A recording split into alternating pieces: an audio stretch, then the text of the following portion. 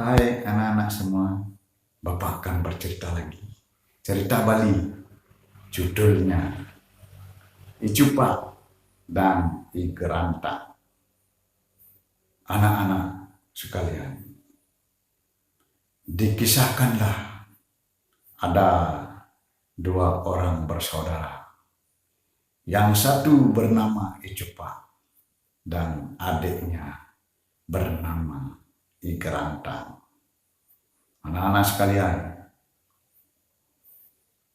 dua orang bersaudara ini sangatlah berbeda satu dengan yang lainnya.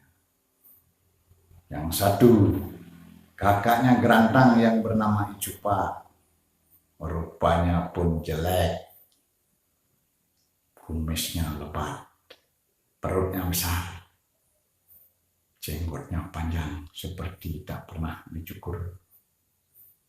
Icupa pun tabiatnya jelek. Ia suka memfitnah dan jahil pada sesama. Icupa pun suka berjudi, pemalas, dan tidak suka belajar. Anak-anakku semua. Sedangkan adiknya I Gerantang rupanya sangat ganteng, tampan rupawan.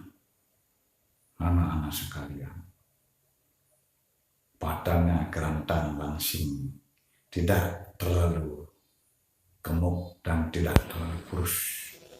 Dia sangat rupawan. Anak-anak sekalian, tabiatnya Gerantang pun sangat bagus. Ia pun penyabar. Ia pun sangat bijaksana. Ia sangat pintar. Apabila berkata-kata, kata-katanya sangat halus, indah didengar. Anak-anak sekalian, pada suatu ketika tibalah musim tanam di desa itu, anak-anakku. Dan kemudian ayahnya Cupa dan Gerantang memanggil mereka berdua. Ayahnya pun berkata, "Hai Cupa, Gerantang, pergilah kamu ke sawah berdua. Kerjakanlah sawahnya, bajaklah sawahnya. Karena sekarang musim tanam. Apabila sudah selesai membajak, ayah akan tanami padi." Begitulah perintah ayahnya kepada dua orang bersaudara ini yang bernama Cupa dan Gerantang. Akhirnya Cupa dan Gerantang pun bergegas pergi ke sawah untuk membajak sawahnya.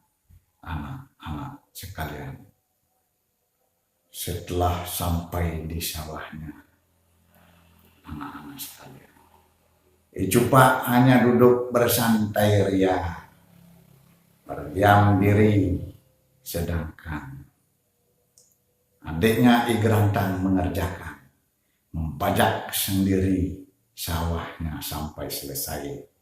Anak-anakku, dan jeleknya lagi, Cupa ini meninggalkan adiknya sendirian. Ia pun pergi berjudi. Anak-anak sekalian, begitu jahilnya kepada adiknya. Kemudian Gerantang pun membajak sawahnya itu sampai selesai. Kemudian ia pun mau pulang. Dia pun melihat Icupa sudah tidak ada di sawah itu. Kemudian ia pun memutuskan untuk pulang. Tetapi sebelum pulang, Icupa pun mau membersihkan badannya dulu, mau mencuci muka, tangan, dan kakinya, karena semua badannya penuh dengan lumpur, anak-anak sekalian. Dan begitu mau berangkat, tiba-tiba datanglah Icupa ke sawahnya itu.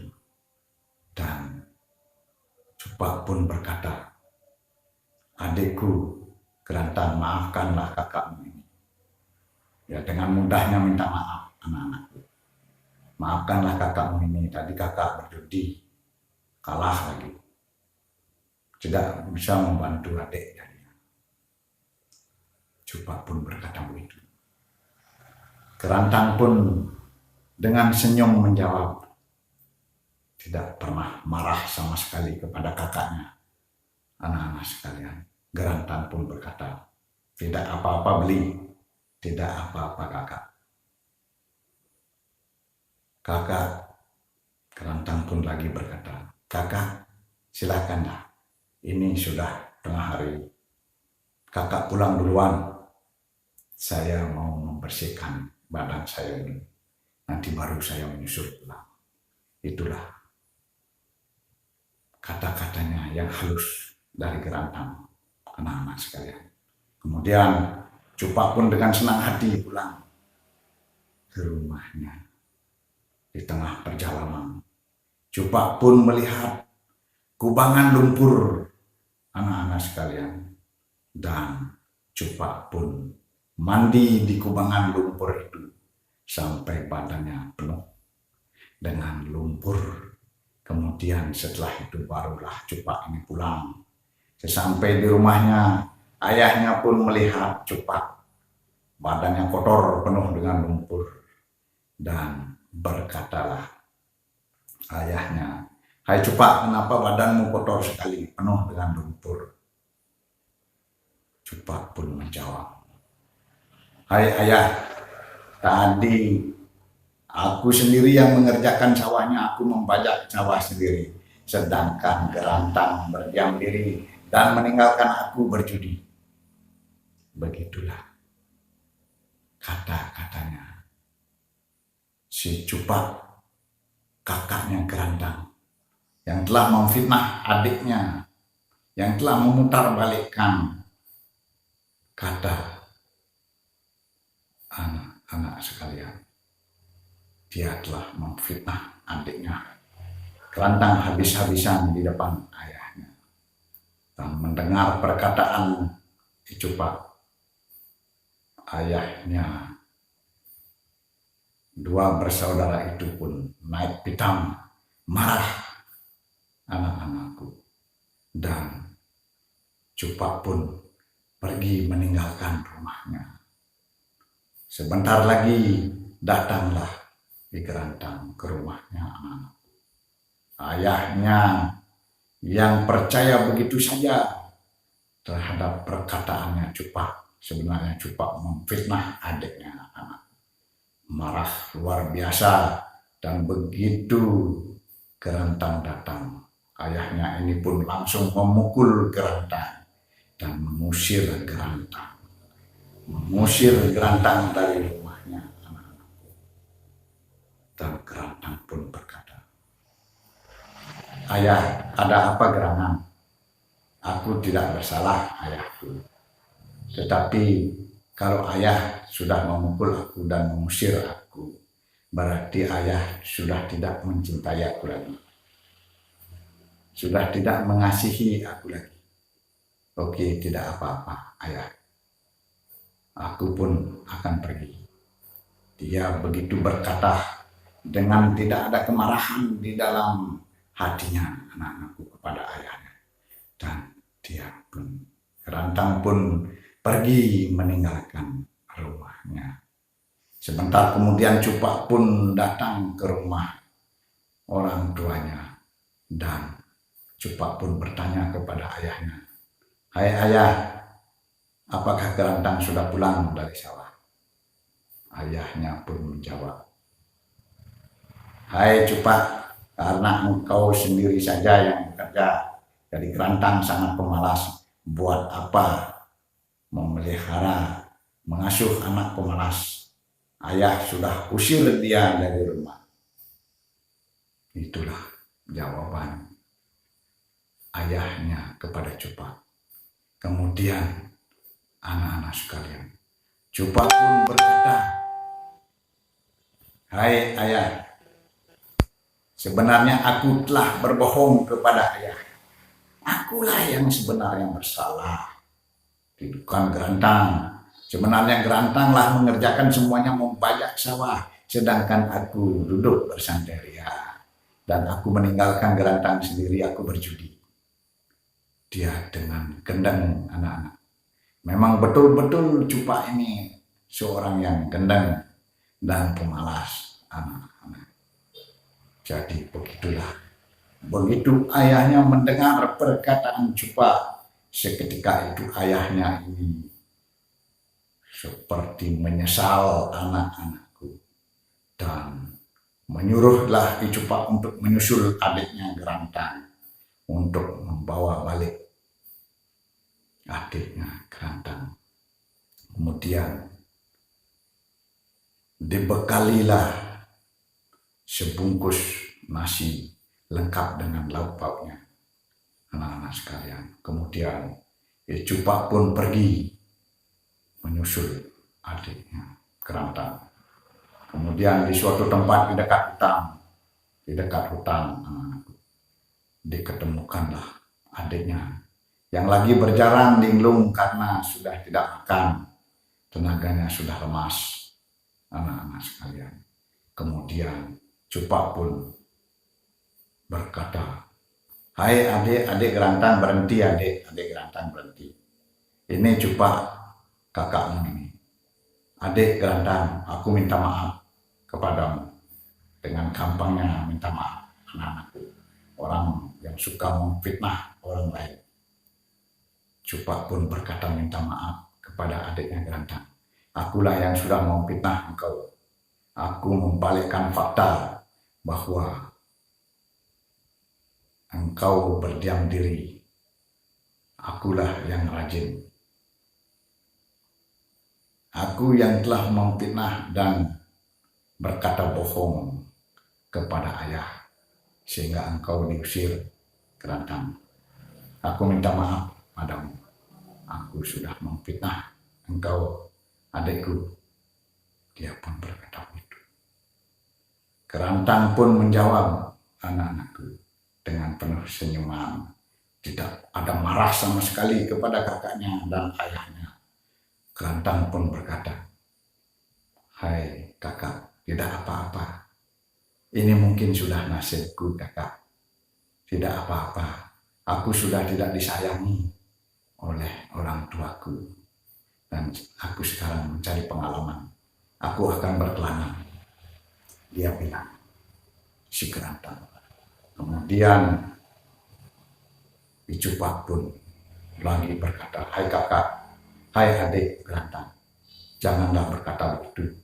Aku disuruh menyusul engkau dan disuruh membawa engkau balik ke rumah kita." Gerantang pun lagi menjawab, "Hai kakak, terima kasih atas kebaikannya.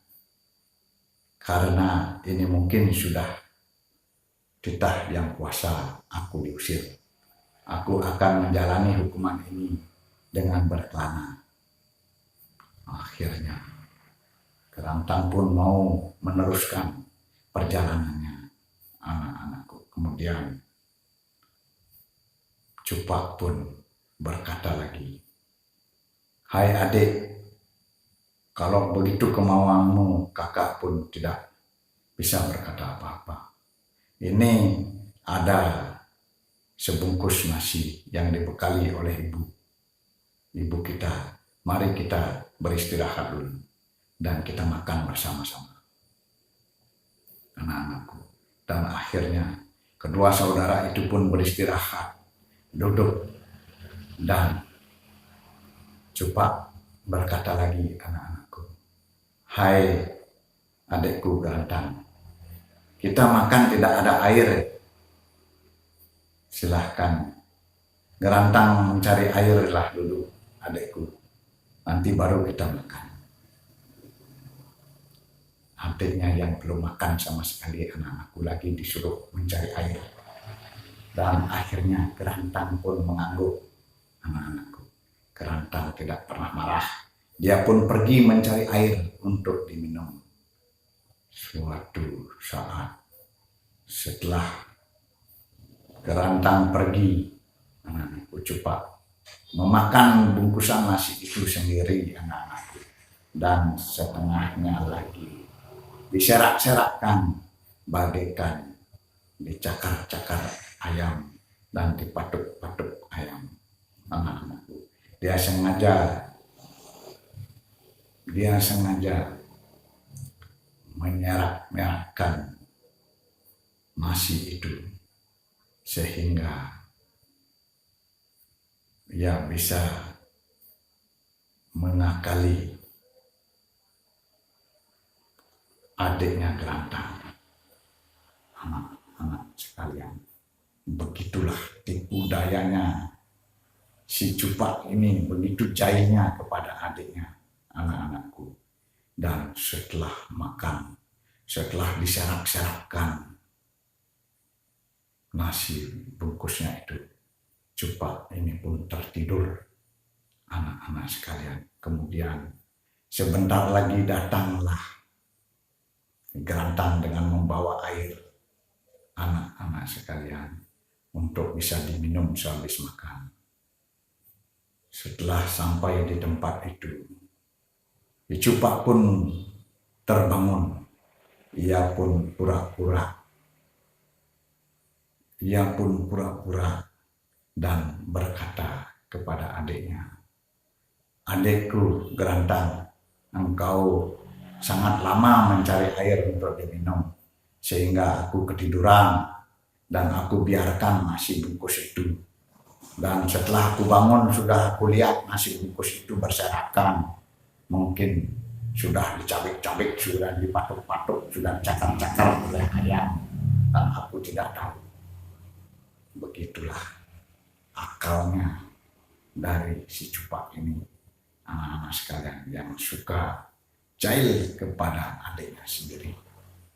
Akhirnya Gerantang pun berkata, "Hai kakak, tidak apa-apa, mungkin sudah nasibku harus berpuasa hari ini." Dia pun menjawab begitu dengan perkataan yang tidak ada marah sama sekali, anak-anak sekalian. Susah dicari orang yang seperti ini, anak-anak sekalian. Kemudian kakak beradik ini pun meneruskan perjalanannya di suatu tempat. Akhirnya kedua saudara ini menemukan keramaian, anak-anak sekalian. Kemudian Gerantang pun bertanya kepada warga di sana, "Wahai Bapak, saya mau bertanya, ada apa gerangan kok ramai-ramai di sini?" Kemudian warga itu pun menjawab, "Hai nak, anak muda, raja lagi mengumumkan sayembara. Barang siapa bisa membebaskan anaknya satu-satunya yang bernama Raden Dewi, yang diculik oleh manusia raksasa yang bernama I Benaru, dan barang siapa yang bisa membebaskan akan dinobatkan menjadi raja, dan tentu saja akan dinikahkan dengan putrinya satu-satunya, Raden Dewi." Begitu melihat, begitu mendengar perkataan warga itu, kakak beradik Cupak dan Gerantang pun menghadap raja. Mereka berdua menghadap raja dan mau ikut sayembara itu. Kemudian anak-anak sekalian, raja pun menyetujui Gerantang dan Cupak ikut sayembara itu. Kemudian raja pun mengasih sebilah keris dan satu cincin permata kepada I Gerantang, karena yang ngomong kepada raja adalah Gerantang. Maka dari itu Gerantanglah yang dikasih sebilah keris nanti untuk membunuh I Benaru itu, dan dikasihlah sebuah cincin permata, anak-anak sekalian. Kemudian kedua bersaudara ini, Cupak dan Gerantang, pun bergegas untuk mencari rumah Benaru itu yang ada di dalam sebuah gua besar, anak-anak sekalian. Singkat cerita, anak-anak sekalian, dalam perjalanan Cupak dan Gerantang pun menemukan telaga yang airnya jernih. Cupak pun berkata kepada adiknya Gerantang, "Hai adik Gerantang, mari kita beristirahat dulu. Ini mumpung ada mumpung ada telaga yang airnya bersih. Kita minum dulu sebentar istirahat." Dijawablah oleh Gerantang, "Hai kakak, janganlah minum air telaga itu. Air telaga itu adalah kencingnya Benaru."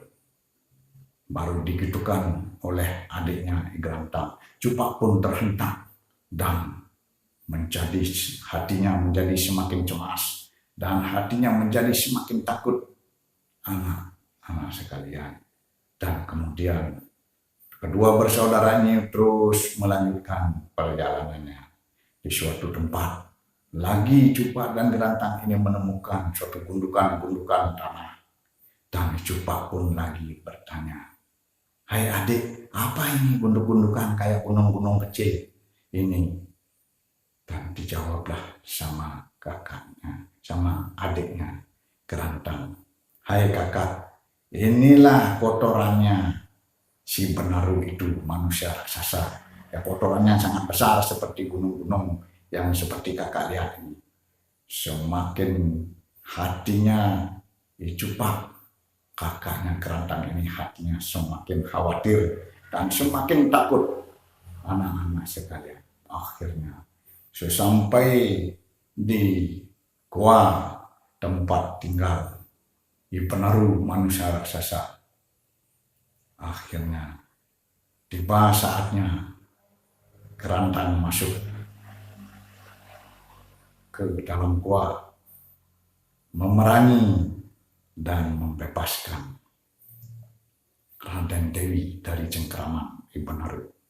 Kemudian Cupak pun berkata, anak-anak sekalian, kepada Gerantang adiknya, "Hai adik, kakak rasanya berat untuk masuk ke gua itu. Adik sajalah yang masuk melawan Benaru itu, karena adik kan sudah dibekali keris dan cincin oleh raja. Jadi kakak menunggu di luar saja, mengantisipasi keadaan." Begitulah bilangnya si Cupak ini. Dan akhirnya karena Gerantang tidak pernah marah dan selalu bijaksana, anak-anak sekalian, ia pun menancapkan tombak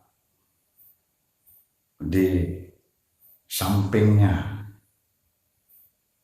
Cupak. Dia duduk di luar sana. Dia di sana menancapkan tombak.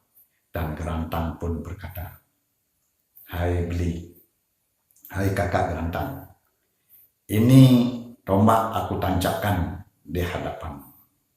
Apabila tombak ini jatuhnya ke timur, berarti akulah yang menang.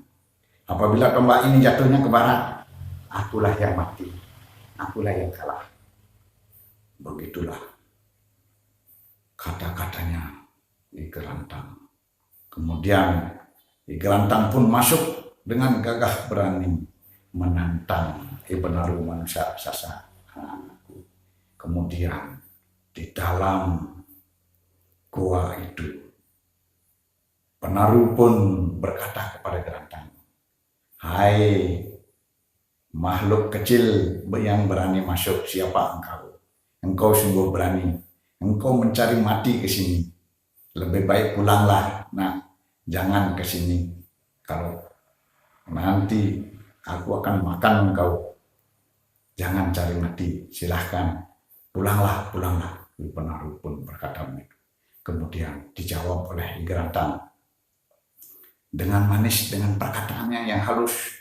Tidak pernah marah pada siapapun, termasuk pada Benaru. Gerantang pun berkata, "Hai Benaru, aku adalah utusan dari raja untuk membebaskan Raden Dewi dari cengkramanmu. apapun yang engkau katakan, aku mempunyai tugas untuk membebaskan Raden Dewi. Apapun yang akan kamu lakukan, akan aku ladeni. Begitulah. Dengan gagah berani Gerantang berbicara seperti itu, anak-anakku. Akhirnya Benaru ini pun langsung menangkap dengan tangan besarnya, menangkap Gerantang. Dan Gerantang, karena orangnya sering membajak sawah, anakku, sering latihan di sawah melompat-lompat. Dan akhirnya Gerantang pun pintar meloncat ke sana ke sini. Setiap ditangkap ke sana, dia melompat ke sini. Setiap dia ditangkap ke sini, dia melompat ke sana. Akhirnya, anak-anak sekalian, Benaru pun lama-kelamaan dia tenaganya habis. Meskipun tubuhnya tinggi besar, tenaganya pun bisa habis. Di suatu saat, dia lengah, anak-anak sekalian, dia menampakkan perutnya yang besar. Seketika itu, di dalam kesempatan itu, anak-anak sekalian, tidak disia-siakan oleh Gerantang. Dan Gerantang pun menancapkan keris yang diberikan raja ke perutnya si Benaru itu. Akhirnya perutnya si Benaru ini berserakan, bersimbah darah, anak-anak sekalian. Dan Benaru pun menjerit-jerit, waduh, sehingga anak-anak sekalian, Icupak yang mendengarkan di luar pun gemetar mendengar itu. Dikirain adiknya yang Gerantang yang kalah. Dan pada suatu saat, tombak yang ditancapkan di sampingnya Cupak, dia rebahnya ke timur, anak-anakku. Dan pertanda itu adalah pertanda kemenangan adiknya Gerantang. Seketika itu Cupak pun merasa gembira, anak-anakku. Dan langsung dengan gagah berani Cupak, setelah Benaru mati, baru dia ke gua untuk membantu adiknya, anak-anak sekalian. Kemudian Cupak pun berkata, hai adik, sini bapak, sini bawa Raden Dewi, engkau sangat letih habis bertarung dengan Benaru itu. Sini aku tolong. Serasa dia dengan baik hati, anak-anak sekalian. Tetapi di dalam hati Cupak ini tersimpan kelicikan, anak-anak sekalian. Akhirnya setelah Gerantang mengasihkan Raden Dewi ke kakaknya Cupak, dan Cupak pun langsung bergegas menghadap raja, anak-anak sekalian. Kemudian si Gerantang baru menyusulnya, dan Cupak pun sudah sampai duluan di rumah raja yang disebut Puri, anak-anakku. Akhirnya raja pun berkata, terima kasih Cupak sudah membebaskan anakku satu-satunya, Raden Dewi. Dan sebagai janjiku kepadamu, aku angkat engkau menjadi raja, dan permaisurinya adalah Raden Dewi. Begitulah sabda raja, anak-anak sekalian. Dan akhirnya Cupak pun menjadi raja, dan permaisurinya Raden Dewi. Tetapi anak-anak sekalian, Raden Dewi pun sudah mempunyai firasat, sebab di dalam waktu menyelamatkan,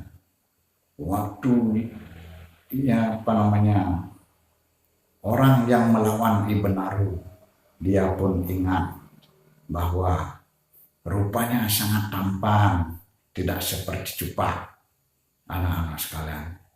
Sebab ia pun melihat sekilas pada waktu itu bahwa Gerantang yang tampan rupawan inilah yang mengalahkan si Benaru dan membebaskan dirinya. Di dalam benak hatinya, anak-anak sekalian, meskipun menjadi permaisuri Raden Dewi pun jaga jarak sama Cupa, dan bila diajak tidur dia pun tidak mau dengan beberapa alasan anak-anak sekalian. Dan akhirnya sebentar kemudian datanglah Gerantang, anak-anakku sekalian. Cupa yang sudah menjadi raja, anak-anak sekalian, melihat adiknya datang, dia pun memerintahkan prajuritnya untuk menangkap Gerantang dan menggulung Gerantang dengan tikar, kemudian membuangnya ke laut. Kemudian anak-anak sekalian, Gerantang pun diikat dan digulung dengan tikar, kemudian dibuang ke laut, anak-anak sekalian. Kemudian dikisahkanlah ada seorang nelayan, anak-anak sekalian, yang bernama Pan Bekung. Pan Bekung ini memang sudah tidak punya anak, anak-anak sekalian. Akhirnya Pan Bekung ini setelah memancing seharian sama sekali tidak mendapatkan ikan, dan suatu saat kail dari pancingnya itu menyangkut di tikar yang dipakai menggulung Gerantang, anak-anakku. Akhirnya setelah menyangkut dan susah untuk ditarik, Pan Bekung pun menyelam, dan setelah menyelam didapatilah Gerantang ada di dalam tikar itu, anak-anak sekalian, sedang tergulung. Kemudian diangkatlah Gerantang ini, kemudian dibawa ke rumahnya Pan Bekung, anak-anak sekalian. Jadi dalam keadaan pingsan, Gerantang pun tidak sadarkan diri, dan begitu ingat, Gerantang pun sudah di rumahnya Pan Bekung sama Men Bekung, anak-anak sekalian. Kemudian Pan Bekung pun berkata kepada istrinya Men Bekung, wah, ini mungkin sudah rezeki kita, ibu, kita kan nggak punya anak, kita Bekung, kita nggak punya anak. Jadi di dalam mancing tadi sudah kita dapatkan seorang pemuda yang tampan lagi, ya, anak muda yang tampan. Ini mungkin rezeki dari kita. Tuhan sudah mengirim seorang anak muda yang tampan rupanya. Setelah Gerantang siuman, anak-anak sekalian, dia pun berterima kasih kepada Pan Bekung dan Men Bekung sudah merawatnya. Kemudian anak-anakku, Gerantang ini adalah seorang yang sangat rajin. Sawah dan kebunnya Pan Bekung dan Men Bekung ini, dan semua dibajak dan ditanami bunga-bungaan. Setelah bunganya besar dan mulai berbunga, anak-anakku, bunga-bunganya yang ditanam Gerantang semuanya bagus-bagus. Kemudian dipetiklah bunga itu, kemudian dijual ke pasar, anak-anakku, oleh Men Bekung. Dan Men Bekung pun karena kebaikan Men Bekung, dihadiahilah cincin yang diberikan raja, anak-anakku. Akhirnya dengan senang hati Men Bekung pun memakai cincin yang diberikan Gerantang. Sekarang Men Bekung pergi ke pasar menjual bunga-bunga yang ditanam oleh Gerantang. Sesampainya di pasar, diceritakanlah, anak-anakku, Raden Dewi, anaknya raja yang merupakan permaisurinya Cupa, dia datang ke pasar itu dan menciumlah semerbak harum bunga, anak-anak sekalian. Kemudian ketika dilihatnya, Men Bekung lah yang memiliki bunga itu. Kemudian Raden Dewi pun mendekat ke warungnya Men Bekung dan berkata kepada Men Bekung, seakan membeli semuanya bunga-bunga yang dibawa Men Bekung, dibeli semuanya oleh Raden Dewi, anak-anak sekalian. Kemudian Raden Dewi pun tercengang melihat di jari manisnya Men Bekung ada sebuah cincin raja. Sebuah cincin kerajaan, cincin permata yang dulu diberikan kepada Gerantang, yang dulu raja memberikan kepada Gerantang untuk melawan Benaru. Anak-anak sekalian, akhirnya anak-anak sekalian, Raden Dewi ikut berkunjung ke rumahnya Men Bekung. Anak-anak sekalian, Raden Dewi pun berkata, "Hai Men Bekung, ajaklah aku ke rumahmu. Aku mau tahu rumahmu. Ada sesuatu yang aku cari." Karena Raden Dewi ini adalah seorang anak raja. Jadi secara otomatis Men Bekung pun dengan senang hati membawa Raden Dewi ke rumahnya. Setelah di rumahnya, anak-anakku, ditemukanlah adiknya Jupak Gerantang di sana sedang duduk, anak-anakku. Wajahnya yang tampan, anak-anakku. Dan Raden Dewi pun langsung memeluknya. "Hai Beli, kenapa Beli yang membebaskan aku tidak datang bersamaku ke rumahku?" Akhirnya adiknya Jupak Gerantang menjawab dengan penuh kata-kata yang halus dan manis. "Hai Raden Dewi, maafkanlah Beli ini. Beli punya seorang kakak. Beli percaya kepada kakak. Beli tidak habis pikir bahwa kakakku yang bernama Jupak itu selalu memfitnah saya. Dan watak kakakku itu memang selalu memfitnah dan jahil kepada sesama, termasuk adiknya sendiri." Dia pun berkata begitu dengan tidak ada penyesalan dan tidak ada marah sama sekali, anak-anakku. Susah mencari orang seperti ini, anak-anakku. Akhirnya Raden Dewi pun mengajak Gerantang menghadap raja dan menceritakan kebenarannya bahwa Gerantanglah yang sebenarnya membebaskan Raden Dewi. Dan akhirnya, anak-anakku, Jupak kakaknya Gerantang pun dipanggil dan diusir dari puri, dari rumah raja itu, anak-anak sekalian. Sekarang dinobatkanlah Gerantang dan permaisurinya Raden Dewi menjadi raja di sana, anak-anakku. Dan akhirnya semua warga di sana merasa senang, anak-anakku, karena mendapatkan raja yang bijaksana, tidak seperti Jupak yang senangnya hanya makan, anak-anakku, dan menyuruh warga setiap hari menyerahkan babi guling.